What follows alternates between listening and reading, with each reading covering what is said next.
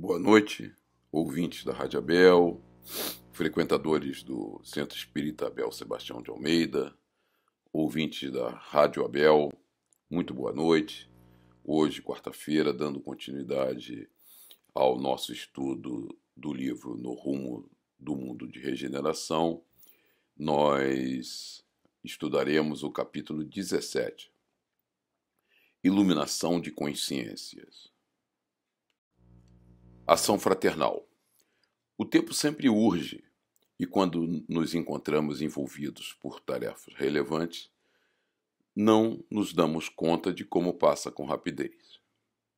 Inúmeros atendimentos foram realizados, especialmente na terapia do passe e no trabalho de inspirar pessoas aflitas que entravam em contato telefônico com a abençoada instituição espírita, assim como atendimentos de urgência a pessoas receosas que se encontravam intimidadas pelas comunicações jornalísticas e televisivas mentirosas ou exageradas. Essas atividades sucediam-se porque a Terra ainda é o hospital-escola de almas em busca da saúde real e do conhecimento das divinas leis. Sempre surgem momentos para a ação fraternal da caridade, que é a luz brilhante à frente, à distância. Havia sido programada uma reunião mediúnica para aquela noite, em prosseguimento dos compromissos e responsabilidade. E é importante ressaltarmos aqui, e nós destacamos, que nunca é demais os momentos, sempre temos que estar prontos, de prontidão, para a ação fraternal da caridade, que é a luz brilhante à frente e à distância. O que acontece hoje, com esse avanço acelerado dos processos de comunicação da sociedade, em que tudo se sabe muito rapidamente, nem sempre o que é divulgado é a verdade. E, infelizmente, diante desta informalidade dos meios de comunicação e da velocidade com que a comunicação, a informação se propagam, nós vemos as pessoas sofrendo muito com a insegurança. Então, eles ressaltam que a ação fraternal que você pode exercer para apoiar a todos aqueles que se encontram com dificuldade, fruto dessa profusão de informações desencontradas. E é só na certeza absoluta da vida eterna, da justiça divina e da tranquilidade que nós não somos desamparados, é que nos aquietamos as mentes e o coração diante da confusão do mundo moderno. O ataque das sombras. A nossa visita à Cidade da Justiça causara uma verdadeira revolução em outros grupamentos de igual objetivo na erraticidade inferior. A notícia desse feito espalhara-se e houve uma movimentação para reforçar as entradas e aumentar com rigor as incursões perniciosas às criaturas, alvos essenciais e prioritários dos adversários do bem, especialmente os espiritistas. E aqui a gente ressalta, a gente vem estudando isso com frequência, que é como se dá a ação das sombras e esses espíritos perversos, eles buscam as brechas na estrutura mental de cada trabalhador da casa espírita para penetrarem e trazerem a discórdia, o conflito, a dor. É através do processo de sintonia e de abertura mental, psíquica, que nós permitimos a ação das sombras. Eles atuam ali escondidos, esperando uma falha, um deslize do nosso padrão vibratório para se associarem e estimularem todo esse tipo de trabalho de dor, de sofrimento, de desarmonia. É assim que atuam os espíritos trevosos. A instituição que nos albergava passou a ser agredida de maneira impiedosa e pessoas obsidiadas foram conduzidas às suas portas, cerradas por impositivo das circunstâncias, embora sendo atendidas de forma especial por vigilantes diretamente selecionados pela diretoria. Era, porém, impossível evitar-se a balbúrdia e o número de deambulantes, de ociosos, em lamentável estado de apresentação, o que constrangia os residentes do bairro, que passaram a demonstrar o seu desagrado e mesmo animosidade. Por outro lado, as organizações terrestres voltadas para a baderna e a agressividade foram reforçadas, aumentando os ataques gerais nos diversos setores da sociedade, piorando a situação vigente. Grupos constituídos por pessoas desalmadas e destituídas de sentimentos morais e fé religiosa engrossaram as suas fileiras com ira contra Jesus e seus discípulos, arrebanhando para suas fileiras os indiferentes e sonhadores do prazer voluptuoso e consumidor. Os trabalhadores do bem e dos deveres éticos passaram a ser acossados nos seus ideais e mesmo anatematizados pela sua temeridade de os enfrentar. Então o que acontece é, além de trazer a desarmonia no meio dos trabalhadores de bem, eles arregimentam todas aquelas pessoas desequilibradas e ociosas para trazerem mais confusão, mais balbúrdia, mais tumulto, levando a uma visão da sociedade como um todo, que ele fala inclusive do bairro, a ver negativamente esse trabalho de caridade.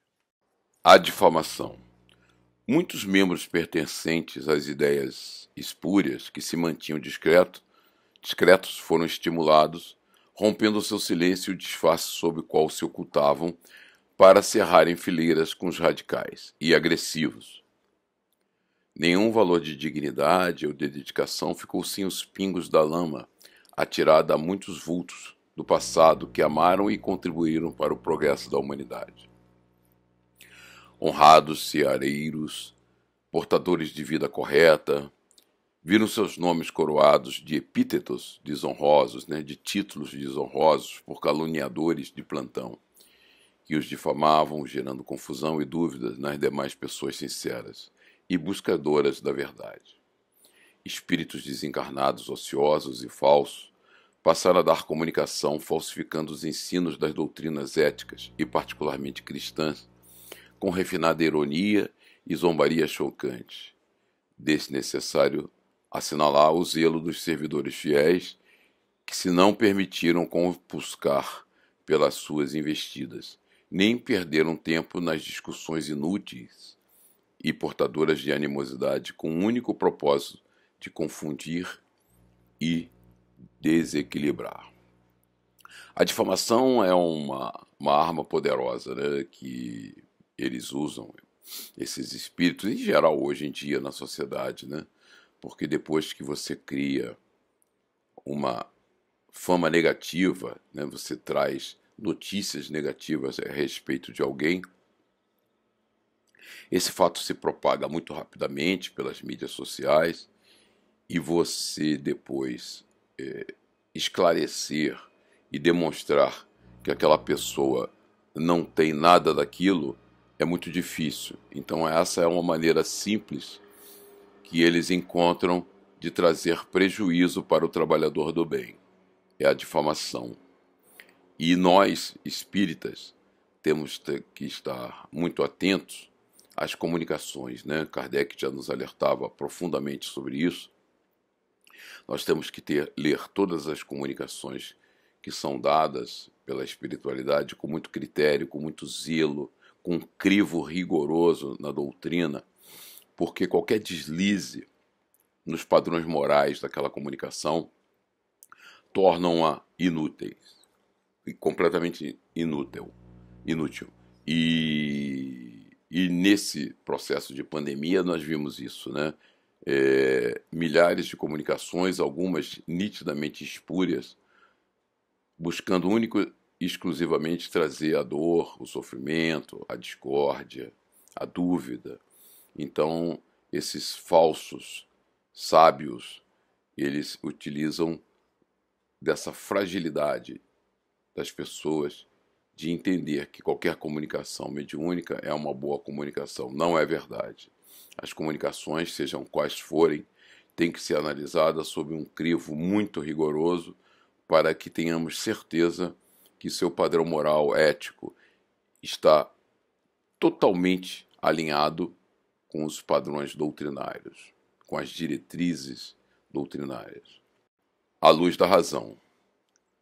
A luz do amor passou a brilhar com mais claridade, e os sofredores encontraram apoio e conforto moral para atenuarem os padecimentos e compreenderem as razões das suas aflições por abnegados seareiros de Jesus.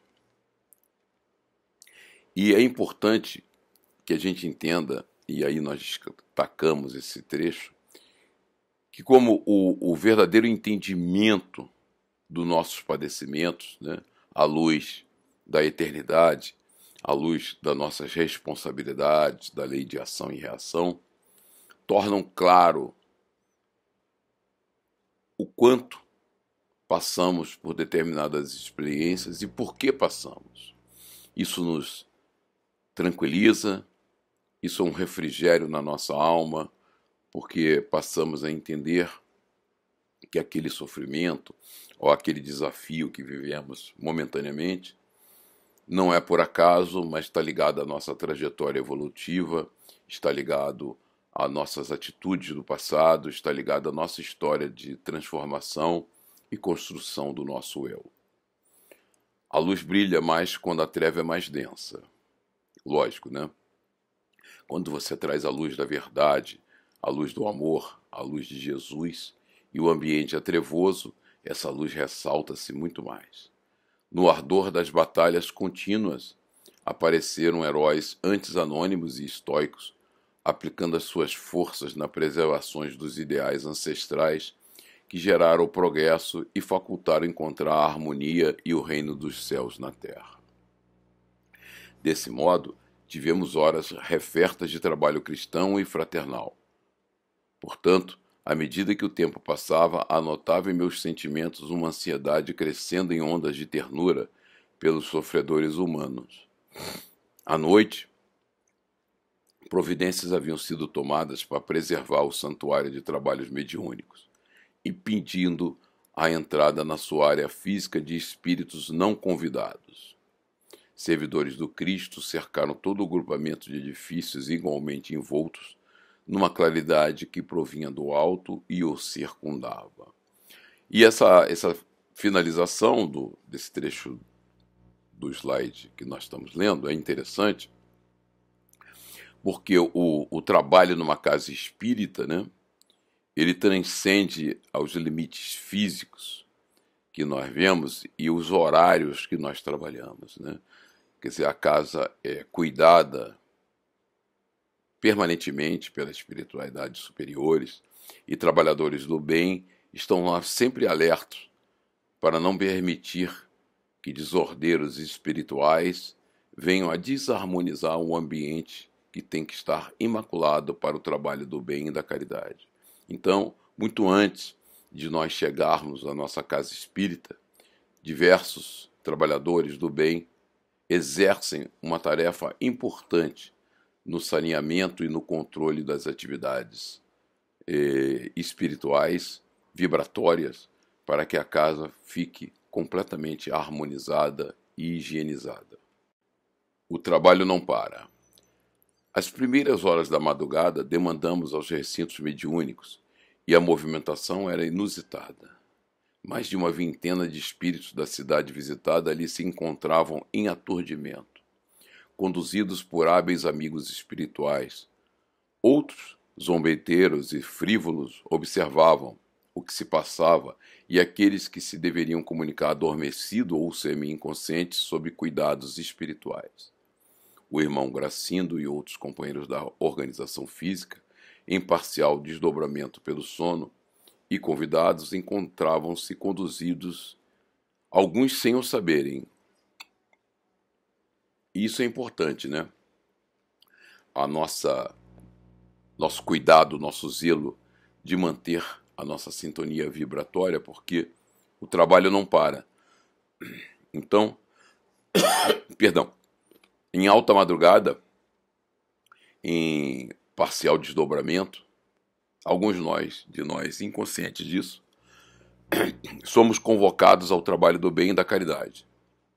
Então, nós vamos exercer a nossa atividade mediúnica, a nossa atividade do bem e da caridade na casa espírita, até quando estamos aparentemente descansando no nosso sono.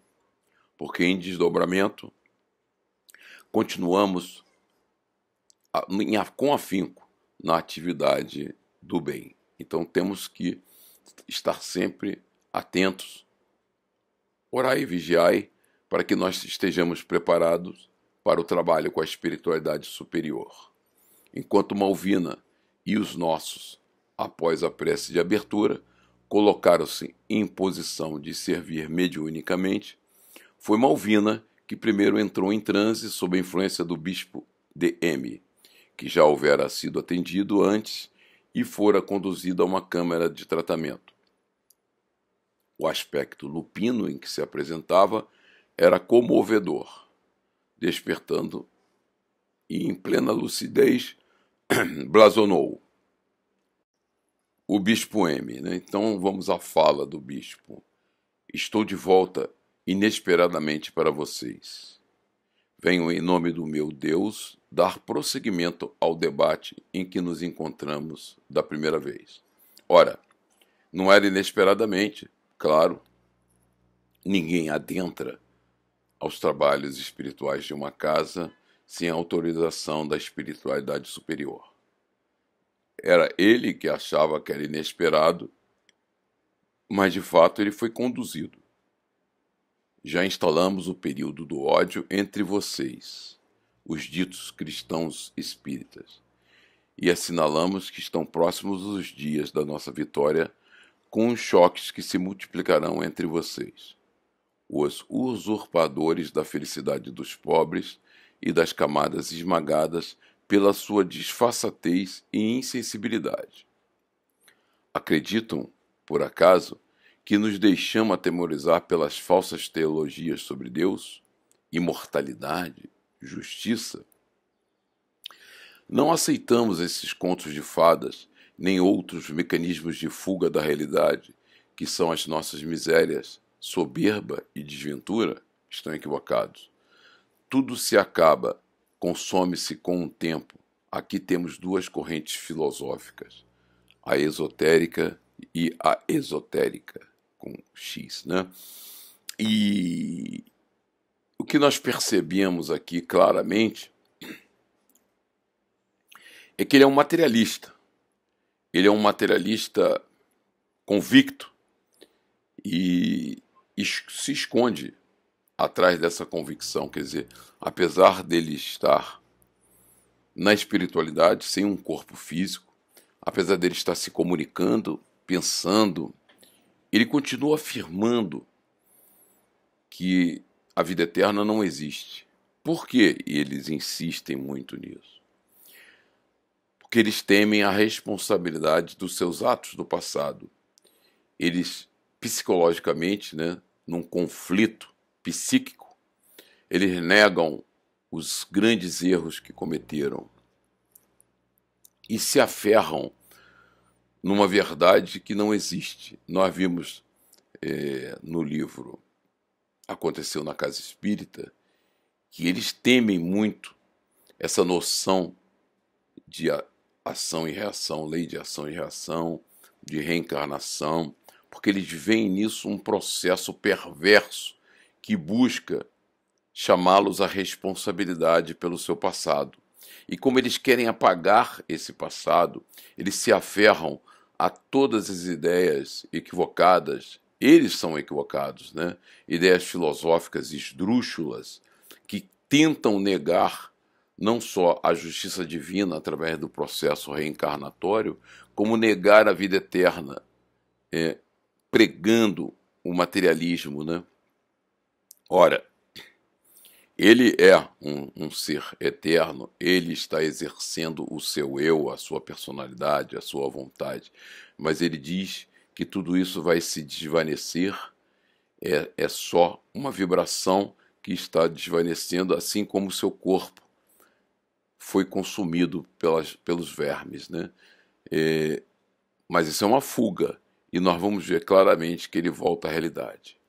Entre nós, os sábios, quer dizer, ele é pseudocientista, pseudo-sábio, conhecemos a desagregação do ser e sua consumpção, a sua consumação, né? Quer dizer, o corpo é consumido, é devorado pelos vermes, ele desaparece. O corpo físico. Aniquilamento na poeira da energia. E aos esotéricos ensinamos a imortalidade, da qual não se extingue e se expressam recompensa e punição. Quer dizer, esse é o medo dele, né? Que a lei de ação e reação vai alcançá-lo.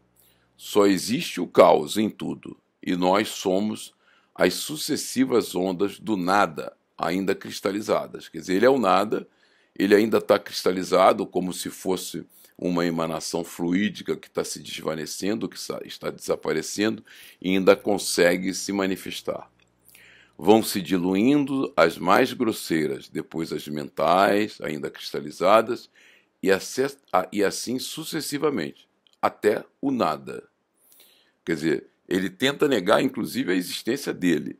Para nós, somente o prazer e o ódio a quem interfere em nossos planos ou tenta criar-nos embaraços nessa luta sem quartel, quer dizer, sem uma liderança clara, contra a estupidez que dominou os séculos e a ignorância que foram mantidos os seres humanos. Então ele alega que toda essa pregação de amor leva à exploração, né? Quando, na verdade, nós sabemos que nós só nos libertamos efetivamente pelo trabalho no bem e na caridade. Esse nos liberta definitivamente dos ciclos de dor e sofrimento do planeta. Continua o Bispo M. Vimos restaurar o nada histórico e preparar-nos para a consumpção, ou seja, para o fim. Temos que aproveitar enquanto permanecem os resíduos da organização mental que tivemos para aguardar a desintegração ou para o esquecimento. Então, ele alega que essa manifestação dele são resíduos da sua personalidade, né, energética, que irá se desintegrando lentamente e desaparecerá, haverá o nada. E enquanto isso, ele está perpetrando a sua obra de ódio e de rancor e de vingança. A nada tememos e nos submetemos à força maior que nos encaminha ao máximo da loucura. Não é qualquer um que lhes fala, mas um príncipe da igreja decadente. Quer dizer, não é a igreja que é decadente, ele é decadente, né? Ele, como membro de uma instituição religiosa, devia preservar os valores morais e éticos. Se ele não preserva, a culpa é dele. Quando nós erramos e nos desviamos do caminho, a culpa não é da doutrina espírita, mas de nós que não tivemos a firmeza de nos mantermos firmes no leme da nossa vida. Despertem, hipnotizados pelos mitos e vitalizados pela esperança da vida eterna. A vida eterna é a nossa grande esperança. Para que eterna? Tudo se consome e num átimo para que a sobrevida. Hoje veremos isso em nosso debate. Eu na morte e vocês no equívoco da vida. Preparem-se para desfrutar e matar esse símbolo de algo que jamais existiu, semelhante a Krishna, Zeus, Atom, ilusões. Então ele se refere a todas as crenças, né, na espiritualidade superior, numa ação divina sobre a nossa vida, porque, segundo ele, nada disso existe, isso é uma ilusão, e que o que existe é o nada. Então, é um materialismo terrível que leva à desesperança, à falta de fé, a falta de compreensão da caminhada evolutiva. Materialismo disfarçado. Deu ruidosa gargalhada. A médium reproduzia os meios e movimentos do comunicante. Embora suas palavras se revestissem sempre de ironia, o rosto estava marcado pela dura expressão lupina. Era a primeira vez que eu via tão terrível sentença de aniquilamento da criação. Emanuel Filomeno está perplexo, diante dessa pregação filosófica do nada, da existência material perecível, e que nós, espíritos imortais, não continuaremos existindo como se tudo se acabasse com a morte do corpo físico. Embora se encontrasse com as funções mentais, emocionais e dispositivos complexos da vida, a tudo considerava de natureza imaginária. E aí a contradição da fala dele, que Emanuel Filomeno ressalta. As funções mentais e emocionais e dispositivos complexos estavam preservados. Mas ele dizia que isso era imaginário e iria desvanecer. Ora, compreendi melhor o comportamento de filósofos, artistas, belos cidadãos de ambos os sexos que defendem a ideia equivalente de que o acaso reúne moléculas a seu bel prazer, para consumi-las depois em vapor imaginativo. Então, ele filosoficamente ressalta o seguinte: a complexidade da nossa vida é de tal grandeza, a complexidade do universo é de tal grandeza que o acaso jamais seria capaz de criar tudo isso que existe. O nosso Eurípides era o dialogador, que deixou realizar a catarse que o outro anelava. Quer dizer, o outro precisava falar, dialogar, expressar as suas ideias, mesmo que errôneas, e Eurípides deixa ele fazer essa catarse, essa liberação do sofrimento, o que fez com alegria, a fim de poder entretecer considerações conforme aconteceu. Quer dizer, Eurípides deixou ele falar, para aí sim contrapor. Embora as defesas de estrutura do recinto dedicado à oração e ao socorro da caridade, as emanações mentais e exudações, quer dizer, as vibrações que eles liberavam dos convidados à comunicação espiritual, deixavam um ambiente saturado de energias deletérias. Quer dizer, esse grupo de espíritos, apesar de todos os cuidados da espiritualidade com a higiene do ambiente, liberavam muitas energias deletérias. Com a presença massiva de entidades interessadas, algumas das quais vinculadas psiquicamente ao comunicante, havia ruídos e ouvia-se gritos e exclamações de alguns doentes em situação mais complicada. Na pausa que se fez natural, Eurípides expôs. Então vamos ver a fala de Eurípides. Seria sem dúvida uma aberração da lógica e do conhecimento podermos contemplar o universo e tudo quanto abarca fosse ele autoedificador, que atingiu um estágio de beleza e aperfeiçoamento nos seres humanos ser resultado do nada. Então Eurípides coloca com clareza que a complexidade da nossa vida e desse universo não pode ser consequência do acaso. Qual se esse fosse a força cósmica que lhe deu origem? Mudaríamos somente de designação, substituindo Deus por natureza, nada ou equivalente. Quer dizer, alguma força superior, muito inteligente, estava por trás da criação. E se nos chamarmos de Deus, vamos chamar de natureza, vamos chamar de qualquer coisa, mas de fato é uma inteligência superior. Sempre chegaríamos ao ponto inicial, a grande interrogação que tem estado presente no infinito do tempo. Esse conceito estúpido não pode vigir em mente igual à do Sr. Bispo, conhecedor de Santo Agostinho e das suas conclusões a respeito da vida e sobre sua origem. Quer dizer, não há nenhuma dúvida sobre a mão de Deus na criação. Os primeiros cristãos contentavam-se com a criação realizada pelo Pai de amor e não a discutiam.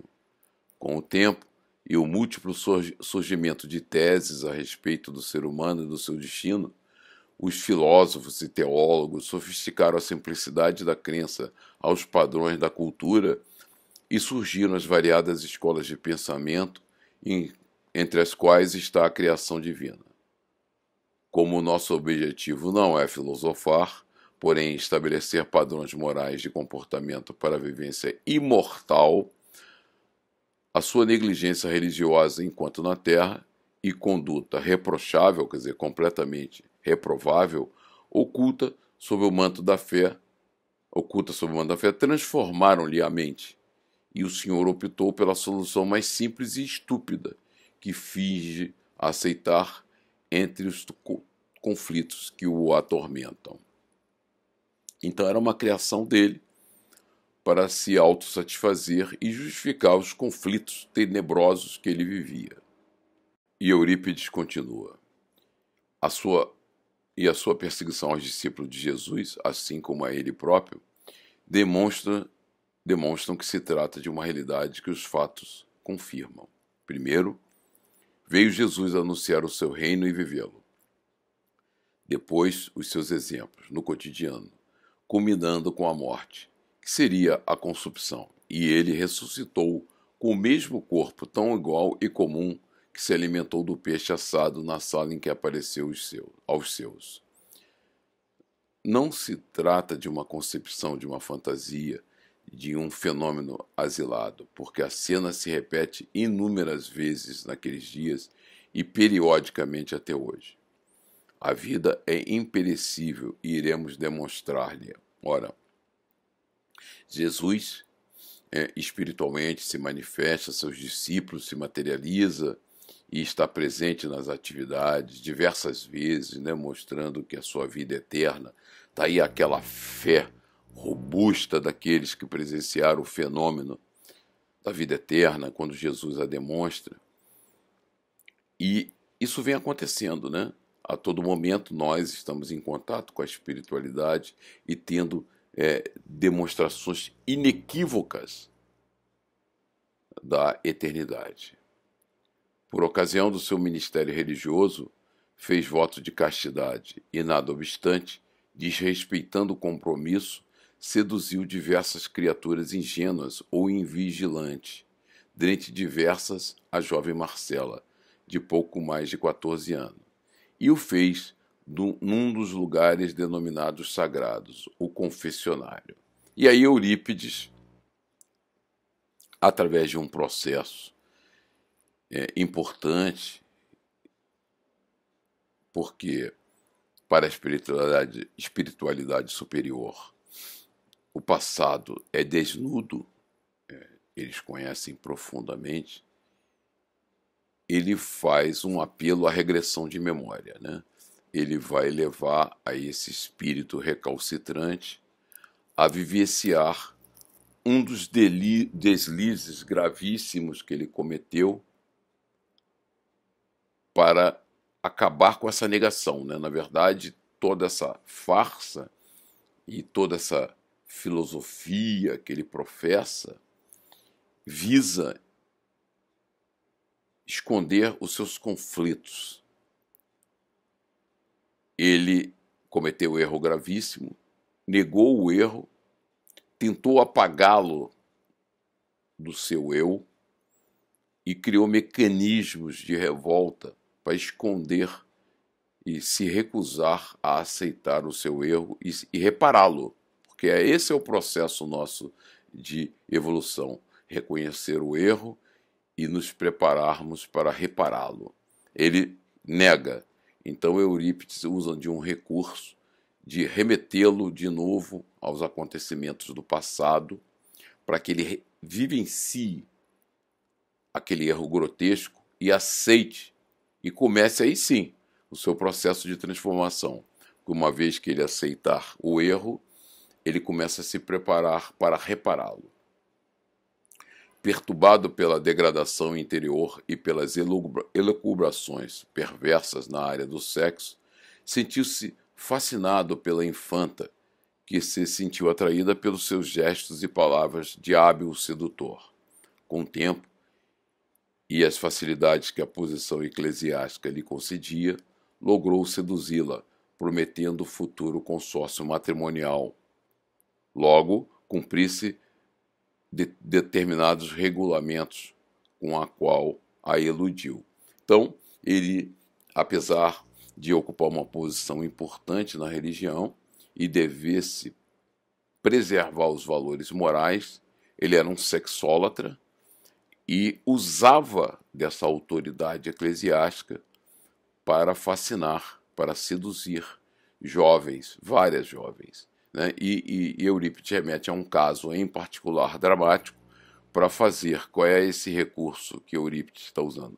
É a regressão de memória para que ele volte a vivenciar essa atitude grotesca do passado e se preparar para repará-la. Erros do passado. Não vá adiante, caluniador, bradou com aspereza. Por que ele contesta de forma áspera a Eurípides? Porque Eurípides estava induzindo-o mentalmente a reviver esse passado que ele negava, ele não queria lembrar. É o recurso que nós usamos quando cometemos desvios graves de comportamento, é a negação do erro. Sim, claro que irei, redarguiu-lhe o venerando apóstolo. Não, claro, eu vou fazê-lo vivenciar. Utilizou-se da infeliz menina, que passou a ser maltratada por algumas das beatas que o vigiavam, também com interesse insano. Mas quando, inesperadamente, ela descobriu que estava em gestação e lhe deu ciência, a sua reação foi covarde e perversa, propondo o aborto imediatamente, antes que os sinais a denunciassem sem alternativa. Movimentando o seu círculo de desvairados, soube de um médico aborteiro e, quase ao terceiro mês, eliminou a vida em floração que a jovem carregava no ventre. Ela era frágil e insegura. Sabia que estava em pecado e, após confessar-se com o algoz, resolveu por suicidar-se, em tentativa louca de livrar-se do clamoroso erro. Então, a atitude insana, né, do bispo, seduzindo aquela jovenzinha, leva ela a uma situação de conflito gravíssimo. Né? Então aí nós temos dois erros importantes que vão trazer sequelas e consequências brutais, né? Um aborto e o suicídio. Nós temos estudado aprofundadamente, né, as consequências desses dois atos, do aborto e do suicídio. Esses dois atos nos trazem consequências morais gravíssimas ao longo da nossa caminhada evolutiva. O enfrentamento do passado. O silêncio fez-se na sala, e o presunçoso religioso começou a contorcer-se e a emitir sons terríveis através da médium. Mas isso não foi tudo, prosseguiu o mentor. O corpo da criança foi despedaçado ainda em formação. Mas o espírito que já se lhe estava fixado permaneceu no claustro orgânico e, em sua volta, terminando por ligar-se a você. Não se consumiu no nada, mas continuou exatamente como era, agora com propósitos definitivos. Não raro, o espírito escamoteia a realidade por detrás das fantasias que lhe comprazem.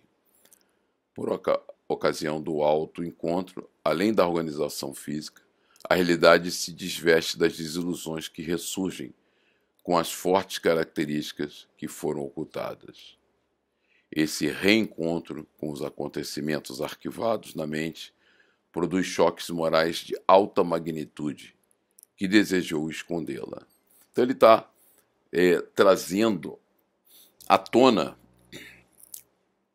essa experiência, né, que estava arquivada, que ele negava e usava de diversos artifícios para não se responsabilizar pelos seus atos, né, mas nós tivemos aí dois espíritos sofrendo profundamente. Um reencarnante, que perde a sua oportunidade de voltar ao corpo físico e passa a obsediar o bispo, e a jovenzinha também, que, num desespero moral, opta pelo suicídio. Então, o que Eurípides está fazendo é trazer o bispo para reencontrar o seu passado, para revisitar e reviver aquela história, porque a história é contínua e está arquivada nos nossos arquivos perispirituais, espirituais, e nós somos obrigados a revisitá-las periodicamente, fazendo com que nós nos preparemos para ressarcir todos aqueles erros. E o bispo está começando esse processo de aceitação do erro, arrependimento e preparação para a reparação dos seus desvios de condutas.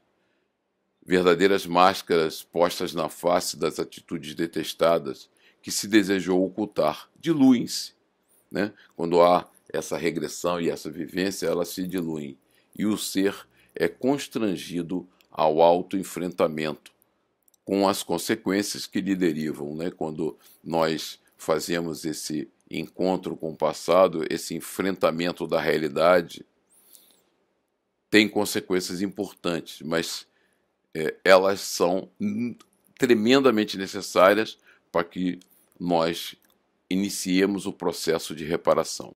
Deformações morais. Tal ocorrência dá lugar a formações ideoplásticas que passam a vestir o trânsfuga, até que uma dor profunda ou algo poderoso destrua a figura plasmada e se inicie outro ciclo correspondente à sua realidade interior. Então, essa parte é muito importante, nós destacamos aqui, porque quando nós, ao cometermos um deslize e uma falha grave moral, e negamos essa ocorrência e tentamos fugir dela, isso traz uma profunda dor, um profundo desequilíbrio das nossas funções mentais, e como consequência criamos formações ideoplásticas, né? Nós plasmamos monstruosidades no nosso perispírito. Quer dizer, todos esses trânsfugas, esses espíritos que cometem erros gravíssimos, eles plasmam, né? No caso do bispo, era uma feição lupina. E quando se interrompe esse processo, quando um choque profundo leva ele de volta à realidade, e esse retorno à realidade, essa aceitação do erro, esse arrependimento, esse remorso e essa preparação para a reparação, transforma-o mentalmente e ideoplasticamente, porque aquela formação lupina começa a se desfazer. Muitos espíritos perversos se transvestem de formas horripilantes para esquecer os males executados e ocultar a vilania praticada contra o seu próximo. É um processo mental e descontrolado. Ele não faz isso só intencionalmente, ele vai sendo levado a isso pelo seu desequilíbrio mental profundo.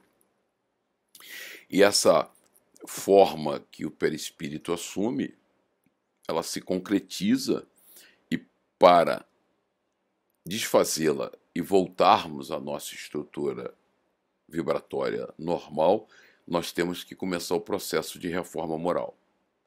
Mediante as leis de afinidade e sintonia vibratória, permanecem nos mesmos níveis de vivência até o momento dos reencontros. O senhor bispo optara pela forma lupina, em razão da sua infeliz conduta sexual, usando as regras e exigências da religião, e qual, se fosse um lobo, banqueteava-se até a exaustão, retornando à aparência eclesiástica. Então, ele adota essa ideoplastia, né, essa forma lupina, em função de uma conduta sexual desregrada, em que ele usufruía da sua posição elevada na estrutura religiosa para se banquetear sexualmente das suas vítimas. No entanto, durante as horas de desprendimento espiritual, era mais o felino cuja a forma aditava ao sacerdote de aparência generosa que deveria ser. Ao entregar-se à lamentável situação na casa da justiça, assumiu a vilania que o caracterizava, buscando gerar sofrimentos na instituição espírita cristã, desforçando-se, vingando-se do seu atual presidente. Profundo conhecedor das misérias humanas, o nobre Eurípides fê-lo voltar ao cenário de degradação. Então, Eurípides, conhecedor desses fenômenos da vida eterna e das nossas misérias, fez ele regredir, reviver aquela experiência infâmia em que interrompeu o renascimento daquele espírito. Formas de pensamento. Recordado desditoso naquele momento, as teses nadaístas, quer dizer, as teses materialistas que negam a existência da eternidade, que pregam o nada, pouco ou nada puderam impedir, nos dias do passado próximo, nas arrepiantes atrocidades. Estorcegando e debatendo-se, se contorcendo e debatendo-se nos delicados e vigorosos fluidos da mediunidade, passou a rever na mente, antes abnubileada, quer dizer, a mente estava obscurecida pela sua tentativa de negar, ele passa a reviver a cena terrível da infeliz mãezinha que se atirara da torre alta da igreja matriz, onde ambos pareciam cultuar Deus. Vimos através das imagens que ele exteriorizava, então são as formas de pensamento, né? Ele, ao vivenciar aquela experiência dolorosa que teve parte da sua vida evolutiva, ele, através dos fluidos mentais, plasmava, é como um teatro, né? Ele criava aquelas formas todas e aquelas imagens. A criancinha ensanguentada, enquanto a sua voz pedia misericórdia para que não lhe matassem o corpo de que muito necessitava. É muito doloroso para um espírito reencarnante ver essa oportunidade importante ser interrompida. Então, todos essas crianças, esses espíritos reencarnantes, eles, quando veem a hipótese de ver interrompida aquela experiência redentora, eles pedem misericórdia, por favor, não interrompam.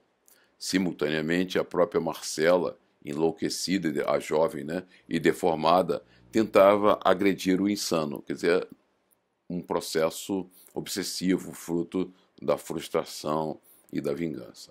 Igualmente atacado por outros inimigos, ele tinha diversos inimigos, também desencarnados. A cena era muito constrangedora e humilhante.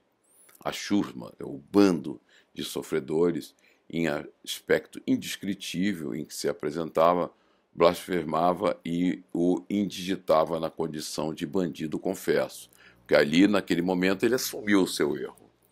O triste espetáculo evocava a visão selvagem de chacais, né, lobos, sobre vestígios de outros animais vencidos, sob uma nuvem carregada de réprobos, vingadores, em tumulto aterrador, né? Então, de diversos espíritos que erraram profundamente, mas estavam ali em tumulto, né? Tentando se vingar pelo ódio, fazendo um tumulto aterrador. Maria de Nazaré. Nesse Comenos, Eurípides evocou as bênçãos de Maria Santíssima, e uma luz desceu sobre o cenário triste, produzindo um terrível choque visual. A Senhora de Nazaré, em pessoa, apareceu a pouco e pouco, ocorrendo um silêncio incomum quebrado pelo pranto de muitas vozes, e abraçou o demente pervertido, incorporado em Malvina. Então Eurípides, mais uma vez, usando um recurso importante dos trabalhos de caridade, porque nós, quando o realizamos, sempre somos amparados pela espiritualidade superior, ele evoca Maria Santíssima para que haja o reequilíbrio daquele ambiente. A médium humilde e sacrificada adquiriu uma peregrina luminosidade, quer dizer, a médium coitada, influenciada pelas vibrações negativas daquele espírito comunicante, é recomposta pelas energias e pelas vibrações de Maria, e ela adquire uma peregrina luminosidade nos centros de forças e todo o corpo. Ele uivava e retorcia-se nos braços carinhosos da Mãe Sublime de Jesus. Ouviu-se-lhe a dúlcida voz com uma tonalidade inolvidável. Quer dizer, a sua fala era doce, suave, né? Inesquecível. A tonalidade era a tonalidade dos espíritos superiores. Filho, que fizeste das ovelhas que te foram entregues para pastorear? Porque as transformastes em vampiros e as levastes à loucura? Onde estão os teus sentimentos de pastor? Porque atirastes os cordeiros débeis e inseguros aos cardos sob as pedras da desagregação, né? Ainda é tempo de voltares ao aprisco. Agora recolhes o abandono a que atiraste todos que desprezaste e se encontram dilacerados, esfaimados de Jesus e sedentos de paz. Então ela faz um convite para que ele volte à sua postura moral, né, ilibada ao aprisco, para que ele comece a recuperar esse erro terrível do passado. Esse é um desafio para ele, esse é o início da sua redenção. Intercessão. Tua veneranda mãezinha rogou-me teu auxílio desde há tempos, rogou-me, e hoje especialmente, vencida pelas lágrimas, suplica que eu interfira com meu filho em teu favor. E olha que bonito, né, da nossa caminhada evolutiva. Assim como nós, pelos nossos erros, temos os nossos desafetos do passado, nós temos aqueles espíritos que se afinizam conosco e têm profundo amor por nós, né? Então a mãe dele, mãe em uma encarnação passada, interfere a Maria rogando para que ela interfira com Jesus em favor dele.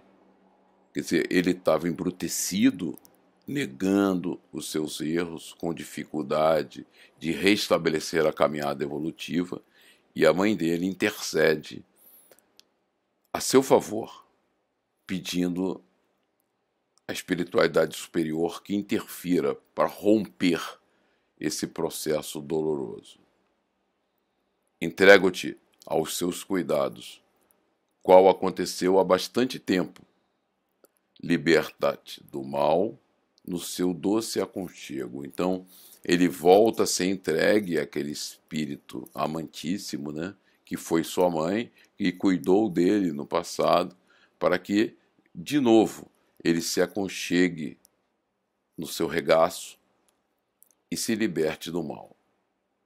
Surpreendeu-nos uma dama idosa e adornada de luz, que se aproximou e distendeu os braços, recolhendo o filho desditoso que chorava em urros dilacerantes. Então sua mãe, um espírito de luz, adornada de luz, vem em socorro daquele que tanto necessitava.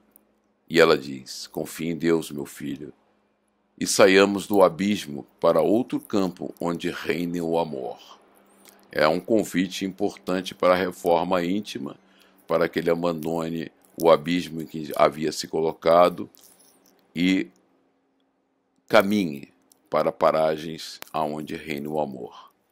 Todos chorávamos discretamente, e houve um silêncio profundo, acalmando os enlouquecidos que se encontravam presentes. Quer dizer, essa harmonia gerada pela presença de entidades superiores gera um apaziguamento dos corações e tudo se acalma. A agressividade geral diminuiu e as lágrimas pareciam lavar o solo ensanguentado, esmaecendo a ardência dos sofrimentos nos seres dilapidados. Entraram algumas dezenas de filhos do Calvário, seguidores do Cristo, que passaram a conduzir aqueles que se encontravam mais calmos, enquanto o senhor bispo, quase recuperando a forma humana, quer dizer, o fato dele já reviver aquela experiência dolorosa e aceitar se preparar pelo arrependimento para a reparação, quase recuperou a forma humana. Abriu desmesuradamente os olhos e a boca, mas não conseguiu dizer nada. A face estava sob a máscara do horror. Foi então que a Senhora Mãe da Humanidade concluiu: Maria, renascerás ainda na terra, proximadamente, assinalado pelas flores negras dos teus delitos, e espinhos transformados em feridas e deformações surgirão no teu corpo e na tua emoção, como flores perversas, a fim de lograres a redenção, até o momento em que teu coração pulse ao ritmo do amor que distorçastes em outras existências. Então, ela está narrando para ele as consequências dos seus delitos, da lei de ação e reação. Todos aqueles desvios de comportamento serão transformados em feridas e deformações no corpo, e a emoção deformada, para que ele tenha uma reencarnação dolorosa, mas logre a redenção, se recupere, se reforme, se refaça e repare os seus erros e retome a caminhada em direção à luz. O despertar. Não recalcitres nem titubeis. Não há crimes que não possam ser corrigidos, nem amor que se negue a envolver todos os réprobos para a reparação. Vamos, meu filho, com a tua mãezinha. A vida na terra sofrida te espera. Então, frase fundamental aqui nesse início, não volte a errar. Não tenha dúvidas na caminhada. Não há nada que Deus, na sua misericórdia infinita, não nos permita corrigir. Nós podemos corrigir todos os nossos erros. Não se nega amor a ninguém, a nenhum pecador, a nenhum errante do caminho. A reparação é oportunidade de todos nós. E é através da reencarnação que reparamos esses erros do passado. Esse é o processo importante da nossa caminhada evolutiva. Erramos, reparamos os nossos erros, burilamos a nossa moral num caminhar contínuo que Deus nos dá, de perdoar 70 vezes 7, para que um dia, nessa caminhada infinita, sejamos espíritos de luz. As emoções eram superiores às nossas resistências e deixamo-nos dominar pela soberana bênção da Mãe Augusta, enquanto a claridade foi diminuindo até ficarmos com os tons do trabalho normal. Todos que ali nos encontrávamos éramos a família de Jesus, recebendo as suas santificadoras mercês. Malvina retornou à lucidez suavemente, havendo recebido passes revigorantes. E Amália começou seu transe. A luz divina estava acesa, quer dizer, o trabalho de amor estava iluminando o ambiente, e era necessário arrancar das trevas do eu enfermo aqueles que ainda não haviam despertados. Então todos aqueles espíritos estavam tendo a oportunidade, que estavam nas trevas do eu, de serem despertados. A nossa irmã Amália, num transe profundo, apresentava uma faciez, quer dizer, uma expressão facial atormentada com vários vínculos de dor e sisudez, passando a falar pausadamente num tom masculino. Então o trabalho da caridade não parava nunca, e aproveitando-se da luz desse ambiente, todos, quando fazemos o trabalho de caridade, somos da família de Jesus e todos somos beneficiados pela luz da espiritualidade superior. O poder do amor. Já estive aqui há pouco tempo, falando através de outra sensitiva, mas isso não é importante. Naquela ocasião, fui convidado a demorar-me neste reduto de modo a ver a face nova dos dois adversários que mais feriram o meu ser. A contragosto permaneci como se uma força insuperável me detivesse. Tentei sair, fugir, debater-me nas grades férreas do ódio, mas me sentia chumbado ao solo, e mesmo sem o querer, passei a assistir às atividades que são desenvolvidas. Quer dizer, o obsessor se comunicou numa sessão anterior, foi convidado a permanecer e fluidicamente envolvido para que não fugisse a essa experiência, né? Ele tentou, mas não conseguiu. E começa a observar o trabalho na caridade. E aí eu vi o julgamento dele que nós ressaltamos aqui. A princípio julguei serem farsantes e membros de alguma seita de feitiçaria. Porém, os exemplos de amor e de compaixão que detectei em muitos momentos e encontros de pessoas que se arriscaram a vir buscar socorro fizeram-me alterar o comportamento negativo. Então ele viu tanto exemplo de amor e de compaixão, e aí fica patente para nós a importância do exemplo, né, da atitude cristã, que não adianta nós verbalizarmos os princípios doutrinários, mas não praticarmos, não exemplificarmos. Não podia acreditar que o Jesus, cujo nome é anunciado 1000 vezes e parece agir por intermédio das pessoas, não é o mesmo que me desgraçou no passado. Quer dizer, na verdade, Jesus não desgraçou a ele, né? Alguns ditos representantes da religião o desgraçaram. Jesus é só amor. Os infames que me desgraçaram agora com as suas novas roupas, quer dizer, reencarnados com um novo papel, com uma nova atitude, num processo de reparação, transformaram-se em samaritanos compadecidos dos judeus, que se lhe implicavam e perseguiam, produzindo-me conflitos inenarráveis. Em que acreditar? Perguntava-me.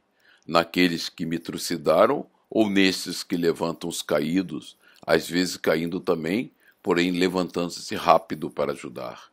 E ele demonstrou aí na sua fala o seu conflito moral, quer dizer, aqueles espíritos que continuaram a sua caminhada, que foram perseguidores dele, né, perseguidores de judeus, se comportavam agora de forma cristã, de forma correta, amparando verdadeiros samaritanos, amparando aqueles sofredores e amparando a todos aqueles sofredores, inclusive judeus, que ocorriam à casa de caridade. E então ele dizia que conflito, esses conflitos inenarráveis, em que acreditar, né? Porque ele dizia o seguinte: é aquele do passado que me fez sofrer ou esse personagem agora? Então mostra que de reencarnação em reencarnação recebemos oportunidades maravilhosas de nos refazermos moralmente, de nos reconstruirmos. São experiências diversas, em ambientes diversos, em papéis diversos, né? Nós somos um humilde trabalhador, no outro nós somos um poderoso que se aproveita da sua atitude para usufruir de benefícios indevidos. Noutras somos trabalhadores da casa espírita em busca do refazimento e da reparação. Então esse desafeto do passado fica em conflito. Como acreditar? Ele me perseguiu, mas agora ele ampara a todos aqueles sofredores. Que sentimento estranho. As profundezas do ser. Falando ofegante e entre soluços, silenciou o embargado. Utilizando-se do silêncio espontâneo do paciente, Spinelli falou-lhe com imensa ternura, qual paternal. todos nos recordamos do querido irmão. Aliás, gostaríamos de identificá-lo pelo nome que teve naquele difícil período, e não pelo aspecto orgânico. O espírito pareceu surpreso e, com os olhos da médium muito abertos, repostou, né? Comentou. Isso é importante? Não. Sucede que aqui preferimos falar ao seu ser profundo, e não às características transitórias da sua reencarnação. Mas como o nome, a identidade, remete melhor evocação da existência, preferimos essa opção, caso seja do agrado do nosso visitante. É uma técnica, né? Na hora em que ele se refere a ele e se comunica com ele, utilizando-se do nome que ele teve naquela reencarnação dolorosa, ele consegue fazer com que ele reviva de novo. Mais uma vez, uma técnica de regressão para que se reviva aquele seu passado doloroso e possa se libertar dele, se preparando para a redenção. Era chamado Spanovich, o monstro, e sorriu com terrível amargura. Preferimos chamá-lo apenas de Spanosito, que nos parece mais familiar e íntimo. Sim, era assim que minha mãe me chamava, e aumentou o pranto, agora mais dorido. Então Spinelli, prescrutando o seu psique, sabia que a mãe de Spanovich, naquela encarnação dele, o chamava de Spanosito, e se refere a ele como Spanosito, fazendo-o reviver, regredir aquela situação, tanto que o seu pranto, seu choro aumenta. Mais dolorido ainda, porque ele começa a revivenciar aquela experiência de forma muito vívida. Lei de causa e efeito. Muito nos alegra saber que você se sentiu no lar. Antes, os sofredores também buscavam as bênçãos de Jesus nos dias passados. Ninguém lhes perguntava quem eram, mas sim o que desejavam. É natural que assim nos comportemos, porque Jesus nos chamou a todos os sofredores como filhos do Calvário, de alguma forma igualando-nos a Ele. O mártir da cruz, que foi plantada no alto do monte do Calvário, desde então, todos aqueles que padecem injustiças, angústias ou qualquer tipo de sofrimento, somos seus filhos do sofrimento, mas também do amor e da solidariedade, necessitando-nos uns dos outros para a descrucificação. Então ele cria aqui uma frase nova, né? É a libertação da dor, a descrucificação. O meu irmão Spanosito já o era mesmo antes de conhecer esse esforço dos homens do caminho, que pretendiam manter toda a humanidade como sua família. Esteja, pois, inteiramente à vontade. Não sei o que falar e não tenho como expressar-me, porque sempre fui considerado um monstro e tal sentia-me até o momento em que aqui encontrei dores maiores do que as minhas, em reuniões magistrais de socorro pela madrugada a falecidos alucinados e odientos, passando a compreender que somos responsáveis por muitas das misérias que nos afligem. Isso aqui é importante, né? Essa compreensão, porque quando ele assiste a todo aquele trabalho de amparo e de socorro e de dor, ele começa a compreender que as misérias que nós vivemos são decorrentes das nossas atitudes, né? Ele até usa que somos por muitas das misérias. Não, nós somos responsáveis por todas as misérias, né? Na verdade, ele ainda não se expressa corretamente. Todas as misérias, todos os sofrimentos são decorrentes das nossas atitudes no passado. Isso nos aflige pela lei de causa e efeito, ação e reação. E ele começa a compreendê-la. O ódio que me consumia parece-me agora uma labareda que vai se apagando por falta de combustível. Quer dizer, ele não tem mais razão de alimentar esse ódio porque ele percebe que ele é um dos únicos responsáveis pelaquela dor.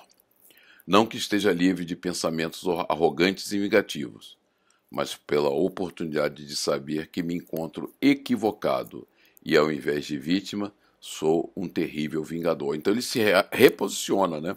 Aquela vivência nos trabalhos da caridade levam a ele entender que ele, na verdade, não era um sofredor, mas um terrível vingador.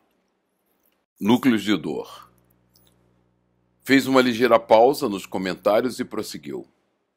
A nossa comunidade é ainda amaldiçoada, apesar dos disfarces psicológicos que são estabelecidos, mas como compaixão dos que são sadios e se creem superiores do que mesmo por espírito de compreensão e solidariedade.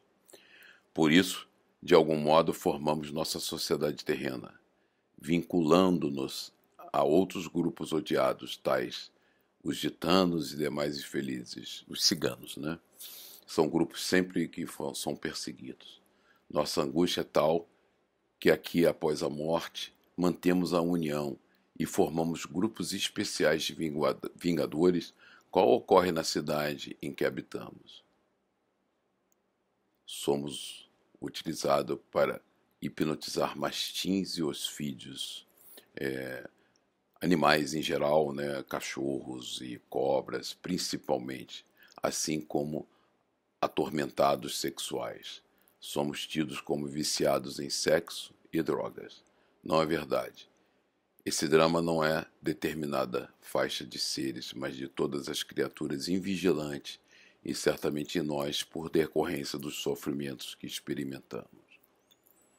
O diálogo de ternura prosseguia quando o irmão Eudalbo adentrou-se no recinto e acercou-se dos irmãos, acompanhado por uma senhora envelhecida, mas bela e de sorriso jovial, na face enrugada. Eu ressaltei aqui, destaquei a nossa angústia tal que aqui, após a morte, mantemos a união e formamos grupos especiais de vingadores, né? Esse é o princípio da formação do umbral, né?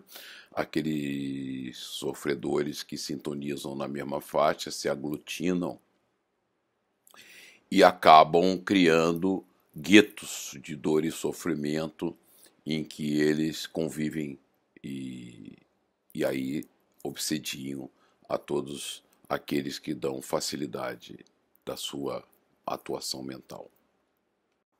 O resgate. Imediatamente o comunicante exclamou: "Mamãe querida, você está vindo do céu para arrancar o filho das chamas do inferno?" E mais uma vez a gente ressalta, né? Nós temos desafetos do passado e espíritos amorosos que nos amam e estão sempre prontos a estender a mão para nós. E a figura da mãe é uma figura significativa, né? E mais uma vez a gente vê uma mãe resgatando o seu filho em sofrimentos no mundo espiritual. Quantas mães não tivemos ao longo dessas milhares de encarnações, milhões de vidas que tivemos? Esses seres queridos, esses espíritos afins que nos amam, estão sempre prontos a estender a mão para nos amparar nos tropeços do caminho. E atirou-se-lhe nos braços distendidos, chorando mais desesperadamente. Com afagos e carinhos na cabeça úmida, ela respondeu: "Venho buscar-te em nome de Jesus, de quem te separaste desde há muito. É somente o que importa no momento. Depois compreenderás." Com imenso carinho, auxiliada pelo nosso Eudalbo, saiu conduzindo o seu tesouro para novas experiências iluminativas. A médium recuperou a consciência, recebeu passes espirituais do irmão Cláudio e, antes do seu encerramento, porque houvesse grande número de sofredores em expectativa, Spinelli falou-lhes docemente sobre o amor a Deus, os deveres morais em relação à vida e a si mesmo, e com beleza incomum sobre o mestre incomparável. Ao término, foi pronunciada com muita emotividade a oração de encerramento pelo chefe do grupo de templários, cujas vestes brancas passaram a brilhar suavemente no ambiente adornado de pétalas de rosas perfumadas que desciam sobre as nossas cabeças. E que nesse ambiente de paz, de harmonia, de vibrações positivas, nós estejamos sempre com nossas mentes preparadas e abertas para o socorro celeste que vem daqueles espíritos que nos amam e querem nos amparar nessa caminhada, nos dando forças e suporte para nosso grande desafio, que é a transformação moral. Que tenham uma excelente noite, que fiquem em paz, que Jesus nos ampare e sustente hoje e sempre. Boa noite, meus irmãos.